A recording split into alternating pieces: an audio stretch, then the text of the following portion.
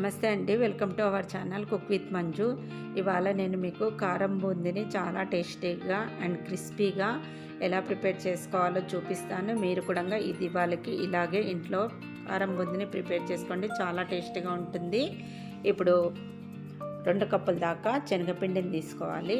ఈ శనగపిండిని ఒక నెట్టులోకి వేసుకొని జల్లించుకోవాలి. జల్లించుకోవడానికి ఇబ్బందిగా ఉంటే ఇలా స్పూన్తో అనుకున్నామంటేనంటే పిండిని ఈజీగా జల్లించుకోవచ్చు. ఇలాగే 2 కప్పుల దాకా పిండిని తీసుకొని స్పూన్తో ఇలా కలిపేసుకొని జల్లించుకోండి. ఇప్పుడు ఇందులోకి 1 టేబుల్ స్పూన్ దాకా సాల్ట్ వేసుకోవాలి. అలాగే ఒక 4 టేబుల్ స్పూన్స్ దాకా రైస్ ఫ్లోర్ తీసుకోవాలి. క్రిస్పీగా వస్తుంది రైస్ ఫ్లోర్ తీసుకుంటే. 1 కప్పుకు మనము 2 టేబుల్ స్పూన్స్ దాకా రైస్ ఫ్లోర్ తీసుకుంటే సరిపోతుంది. అలాగే మనము 2 కప్పులు శనగపిండి తీసుకున్నాం కదా, 4 టేబుల్ స్పూన్ల రైస్ ఫ్లోర్ తీసుకోవాలి. ఇప్పుడు ఇందులోకి 1 కప్పు వాటర్ తీసుకొని కొద్దిగా వేసుకుంటూ పిండిని కలుపుకోవాలి. ఒకేసారి వాటర్ వేయకుండా కొద్దిగా వేసుకుంటూ పిండిని కలిపేసుకోవాలి. ఇప్పుడు ఈ పిండిని మనం చేతితో కలుపుకున్నామంటే లమ్స్ లేకుండా చాలా చక్కగా వస్తుంది బ్యాటరు. ఇప్పుడు ఇలా కొద్దిగా వేసుకుంటూ పిండిని కలిపేసుకోవాలి. మొత్తంగా 1 కప్పు దాకా వాటర్ పడుతుందండి మనకు. చూసారా, ఇంకా కాస్త గట్టిగా ఉంది. ఇప్పుడు ఇంకా ఒక 2 టేబుల్ స్పూన్స్ దాకా వాటర్ వేసుకుందాము. ఇలా వేసేసుకున్న తర్వాత కలిపేసుకోండి. మనకు బ్యాటర్ అనేది ఇలా జారుడుగా ఉండాలండి. ఇలా డ్రాప్స్ పడుతుంది కదా, ఇలా ఉంటే చక్కగా చేసుకోవచ్చు బూందీ. ఇప్పుడు ఆయిల్ హీట్ చేసుకుందాము. ఆయిల్ హీట్ ఎక్కాలి బాగా. కొద్దిగా పిండిని వేసుకొని చూసుకుందాము. వేసిన వెంటనే పిండి ఇలా పైకి వచ్చిందంటే మనకు ఆయిల్ హీట్ అయిపోయినట్టు. ఇప్పుడు బూందీ కొట్టే కర్ర తీసుకొని అందులోకి పిండిని వేసుకోవాలి.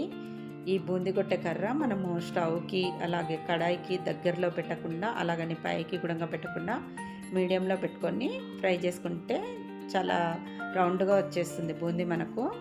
ఇలా చేతితో కాస్త మనము బూందీ గరిటెను తట్టు చేసుకున్నామంటే ముత్యాల్లో వచ్చేస్తుందండి బూందీ మనకి. చూసారు కదా, ఇప్పుడు వేగుతుంది, బబుల్స్ వస్తున్నాయి. ఫ్లేమ్ని మాత్రము మీడియంలో పెట్టుకొని వేపుకుంటేనే మనకు క్రిస్పీగా వస్తుంది బూందీ. చూసారు కదా, ఇలా కాస్త వేగిన తర్వాత అటు ఇటు తిప్పుకుంటూ వేపుకోవాలి. మనం కారం బూందీ చేస్తున్నాం కాబట్టి క్రిస్పీగా వేపుకోవాలి. చూసారు కదా, ఇలా వేగిన తర్వాత ఇలా జల్లగడ్డలోకి తీసేసుకోండి. ఇప్పుడు ఇది ఒక ప్లేట్లోకి తీసేసుకుందాము. ఇలా ప్లేట్లోకి వేసుకున్న తర్వాత మిగతాది కూడా ఇలాగే జల్లగడ్డలోకి తీసుకొని ఒక ప్లేట్లోకి వేసేసుకోవాలి. ఇప్పుడు పల్లీలు వేపుకోవాలండి. 1 కప్పు దాకా పల్లీలు తీసుకొని దూరగా వేపుకోవాలి. పచ్చివాసన లేకుండా బాగా వేపుకుంటే చాలా టేస్టీగా ఉంటాయి పల్లీలు. ఇలా పల్లీలు వేపుకున్న తర్వాత ఇప్పుడు కరివేపాకును కూడా శుభ్రంగా కడుక్కొని ఒక కాటన్ క్లాత్లో వేసి బాగా తుడుచుకున్న తర్వాత వాటర్ లేకుండా అప్పుడు మనం ఫ్రై చేసుకున్నామంటే ఆయిల్ మనకు చిట్లకుండా ఉంటుంది. ఇలా ఫ్రై అయినాక తీసేసుకోవాలి. ఇప్పుడు కంప్లీట్గా ఒక వెల్లుల్లి గడ్డను కూడా తీసుకొని పొట్టు ఏం తీయవలసిన అవసరం లేదు. ఈ వెల్లుల్లిని కూడా వేపుకొని తీసుకోవాలి. ఈ మిక్చర్ అంతా ఇలా వెడల్పాటి పళ్ళెంలో వేసుకున్నామంటే మనం మసాలాలు బాగా పట్టించడానికి వస్తుంది. చూసారా, మనకు ముత్యాల్లో వచ్చేసింది బూందీ. ఇప్పుడు ఇందులోకి 1 టేబుల్ స్పూన్ సాల్ట్ వేసుకోవాలి. 1 టేబుల్ స్పూన్ కారం వేసుకోవాలి. ఇప్పుడు 1/2 టేబుల్ స్పూన్ ధనియాల పొడి,